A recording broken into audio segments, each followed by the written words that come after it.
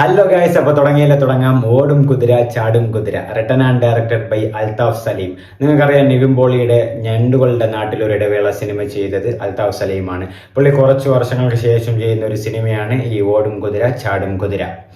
And ഇതിൽ പ്രധാന വേഷത്തിലെത്തുന്നത് Fahad Fazil, Kalyani Priyadarshan, Lal, Vinay fort, Suresh Krishna, അങ്ങനെ കുറച്ച് നീണ്ട ഒരു നിര തന്നെ ഉണ്ട്.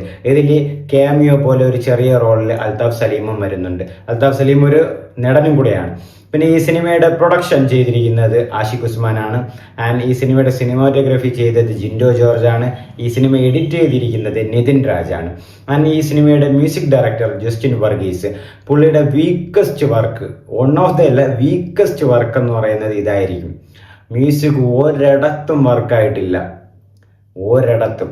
ആൻഡ് സിനിമയിലോട്ട് വരുമ്പം ആരാണ് നന്നായിട്ട് വെറുപ്പിക്കുക എന്നുള്ള ഒരു മത്സരമായിരുന്നു ഓടും കുതിര ചാടും കുതിര.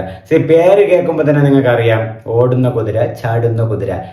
എന്താ പറയാ, പിടിയില്ലാതെ, പിടിവള്ളിയില്ലാത്ത, എവിടെയും ബ്രേക്ക് ഇല്ലാത്ത, ചുമ്മാ അലഞ്ഞും തിരിഞ്ഞും ഓടിക്കൊണ്ടേയിരിക്കും. അങ്ങനെയാണ് ഉദ്ദേശിക്കുന്നത്. അതാണ് സിനിമയിൽ ആ ക്യാരക്ടേഴ്സും അങ്ങനത്തെ ഒരു മീറ്ററാണ് എടുത്തു വെച്ചിട്ടുള്ളത്.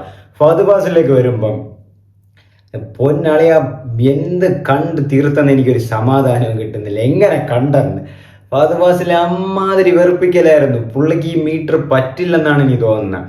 എന്തൊക്കെ കാട്ടിച്ചു കൂട്ടി.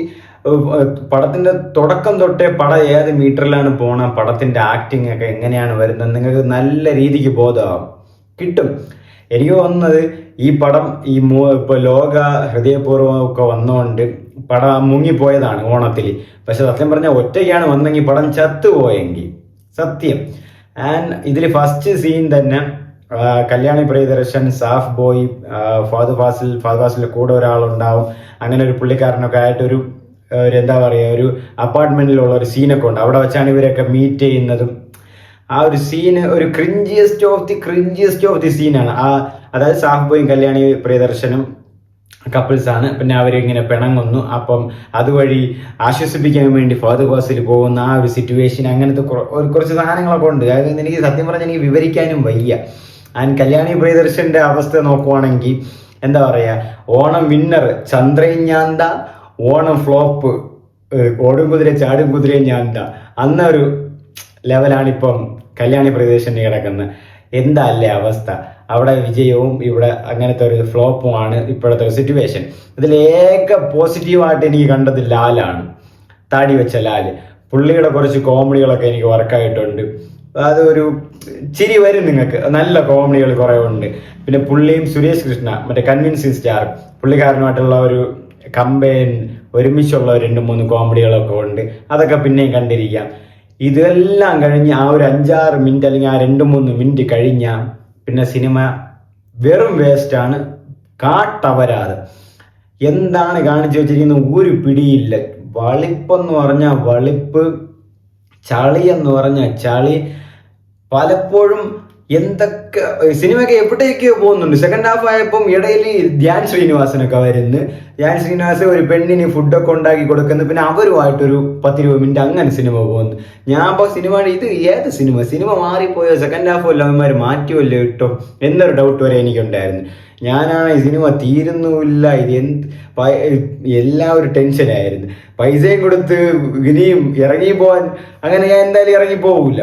ഞാൻ ഇങ്ങനെ എന്തേലും ഒന്ന് കിട്ടണേന്ന് കാത്തിരുന്നപ്പോൾ ഒന്നും കിട്ടിയില്ല. എനിക്ക് സിനിമയിൽ ഒന്നും കിട്ടിയില്ല. പിന്നെ എടുത്തു പറയേണ്ടതായിട്ടുള്ളത്, ഏതെങ്കിലും ഒരു രീതിയിൽ കിട്ടണേന്ന് വിചാരിച്ച് ഞാൻ വച്ചിരുന്നതാണ്. ഇതിൽ എല്ലാം എനിക്ക് നെഗറ്റീവ് അടിക്കാനുള്ള കാര്യങ്ങൾ മാത്രമേ ഉണ്ടായിരുന്നുള്ളൂ. ഇതിൽ ഫഹദ് ഫാസിലിന്റെ ചേട്ടനായിട്ട് വിനയ് ഫോർട്ട് വരുന്നുണ്ട്. വിനയ് ഫോർട്ട് വന്നിട്ട് പൊന്നണ്ണ, വിനയ് ഫോർട്ട് എന്തോന്ന് കാണിക്കുന്ന, വിനയ് ഫോർട്ട് വിചാരിച്ച് വെച്ചിരിക്കുന്നതാണോന്നും അറിയില്ല. പൊട്ട സാധനം, പൊട്ട കോമഡിയും, പൊട്ട കുറെ വളപ്പീരും, പൊട്ട കോട്ടടിയും, എന്തൊക്കെയോ പറയുന്നു, എന്തൊക്കെയോ ചെയ്ത് കൂട്ടുന്നു, ഒരു പിടിയുമില്ല.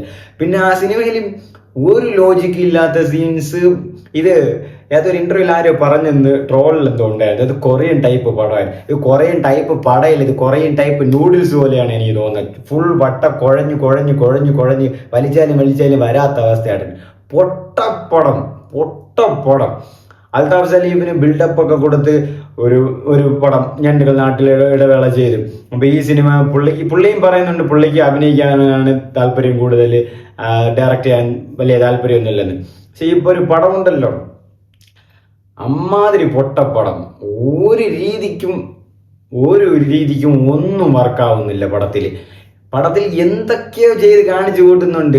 സ്വപ്നം കാണുമ്പം ഇങ്ങനെ കണ്ടെന്ന്, അതുകൊണ്ടാണ് പ്രേമം വന്നെന്ന് ഒരു ലോജിക്കും കിട്ടൂല. എന്നിട്ട് അവർ തന്നെ അതിലോട് സംസാരിക്കുന്നുണ്ട്, ലോജിക്ക് കിട്ടിയോ എന്നൊക്കെ. മൊത്തം പറയാലോ, ഓടും കുതിര ചാടും കുതിര, അപരാധം പിടിച്ചതെന്ന് വെച്ചാൽ സത്യം ബെസ്റ്റ് പടം.